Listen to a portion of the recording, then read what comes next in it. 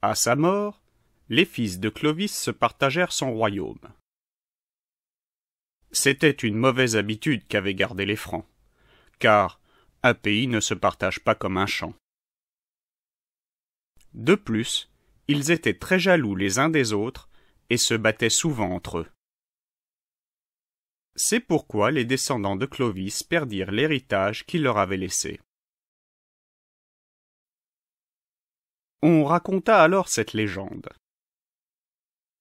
Une nuit que Childéric, père de Clovis, dormait, la reine Basine le réveilla et lui dit : « Ô roi, lève-toi, et ce que tu verras dans la cour de la maison, tu viendras le dire à ta servante. »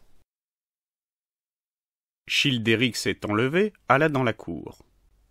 Il vit passer des lions, des tigres et des léopards, et revient vers Basine qui lui dit : « Ô mon maître, retourne dans la cour, et ce que tu auras vu, tu le raconteras à ta servante. » Cette fois, Childéric vit des loups et des ours. Et la troisième fois, il vit des chiens qui se battaient et qui se mordaient jusqu'au sang. « Ce que tu as vu, dit alors la reine Basine, arrivera en vérité. Notre fils Clovis sera un lion.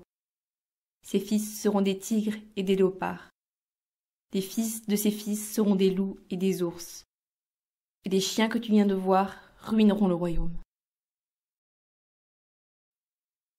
En effet, les Mérovingiens, descendants de Clovis, eurent entre eux de sanglantes querelles, et presque tous périrent de mort violente. Les femmes elles-mêmes s'en mêlèrent. Frédégonde, reine d'Austrasie, ayant fait assassiner sa rivale Gasvinte, sœur de Bruno, reine de Neustrie, il eut une guerre atroce. À la fin, Bruno ayant été vaincu, fut attaché à la queue d'un cheval emporté. Tant de crimes portèrent malheur à cette famille divisée contre elle-même. Elle eut pourtant un bon roi, dont le souvenir ne s'est pas perdu, et qui s'appelait Dagobert. Celui-là était juste. Il ne fit tuer personne, et n'inspirait de crainte qu'aux méchants. Son ministre s'appelait Saint-Éloi. On a fait sur eux une chanson qui se chante encore, ce qui prouve qu'ils furent populaires. Saint-Éloi, avant de devenir évêque de Noyon, était orfèvre de son métier. Et Dagobert, qui aimait les belles choses, l'aidait à mettre dans les églises des croix enrichies de pierres précieuses.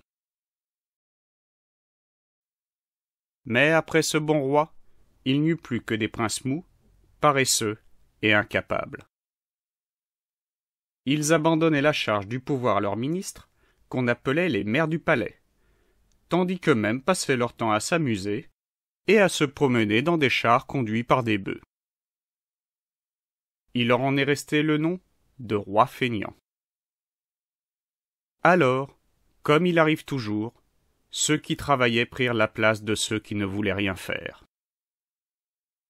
Les maires du palais devinrent les véritables rois. C'est ainsi que les Mérovingiens disparurent. On enferma les derniers d'entre eux dans des couvents, après leur avoir coupé les cheveux, en signe qu'ils étaient déchus.